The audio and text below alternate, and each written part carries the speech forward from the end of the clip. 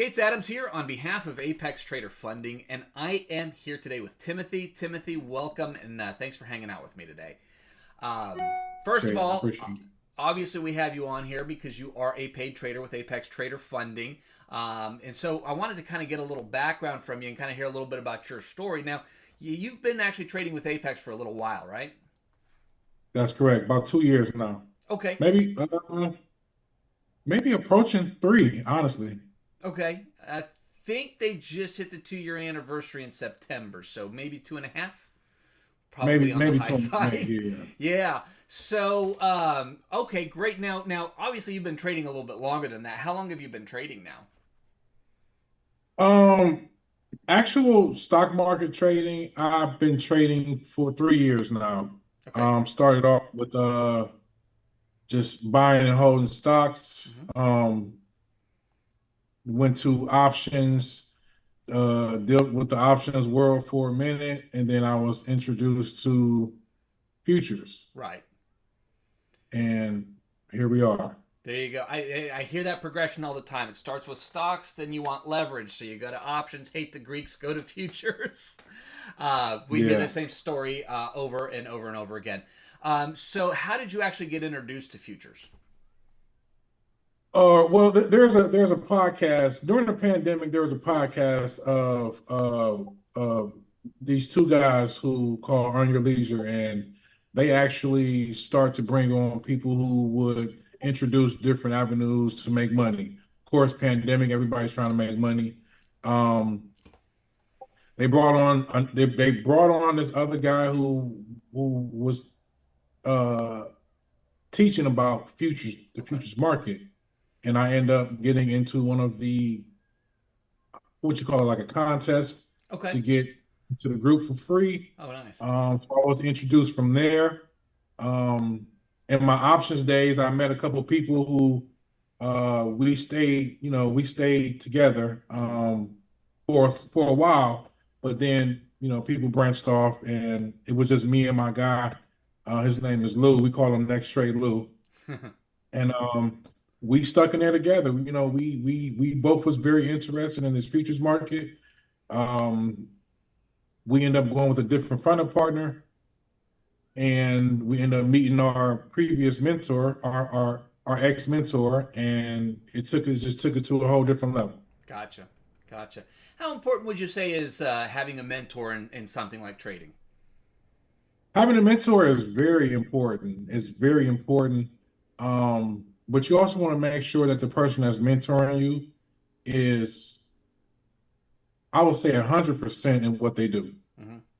Um, you want them to teach you the good, the bad, Right. and the ugly, and keep everything up front.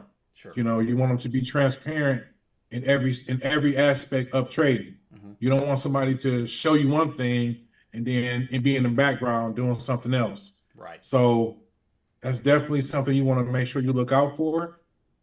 Is full transparency. Sure. I think that sort of guidance. Now, of course, some people can just watch a bunch of YouTube videos and pick it up, and that's fantastic. I think most people, we just kind of need a little bit of guidance, and having somebody that we can bat ideas, across. I think it's just such a valuable component, I think, to the process. So I love hearing that. Now, as you've moved forward, now obviously you said you've been working with Apex for a couple years plus now. How did you actually hear about Apex? Through my mentor, Okay. actually, He brought you through. he introduced us to the Apex family because we was previously. I don't know if I can say the name. Don't Uh, worry about the names. We know that there's a bunch of other okay, guys out there. Some are still around, yeah. some not. Yeah. So it's a funny story. I always tell the story. With my trading partner, I say, "Hey man, listen, I had $7,000, right? I said I'm going to put it in the futures. Now at this time, I don't know anything. I'm just Right. thinking like, okay, I know that I can make money with this. Right. Put $7,000 of my own money into futures, and in 3 days, 4 days tops, it was. I think I probably still got about $50 in my account. Gotcha. Never seen the green side. Right. It was just downhill from there. And he was like, before I did it, he said, "Hey man, listen, come over here to this funding partner, man. You don't have to use your own money." And I just completely ignored it. And then, of course, I came back crying like a sad puppy. Like, hey man, what's the name of that company again? I lost all my money. So then we got to meet. We started with that funding partner, and then we met our mentor in that group, and he introduced us to Apex. Right. So here we are. So you refrained from using a funding company because were you skeptical? Did you just not really understand how they Just work, or just thought, so at that time, I was really operating out of greed. gotcha? Really operating out of greed. I didn't. I was definitely was skeptical, but I'm like, okay, well, if I trade with more money, I can make more money. Right. Ultimately, You more know, contracts, more money. there you go. So, as you've taken this road and you've spent the last couple of years getting to a point where you're now consistently getting paid out as a funded trader with Apex, what do you think was the biggest turning point for you that took you from student and on the journey to actually making money on a consistent basis? So for me, it was. I know this may sound crazy, but a lot of stuff that I learned from my mentor, I had to forget.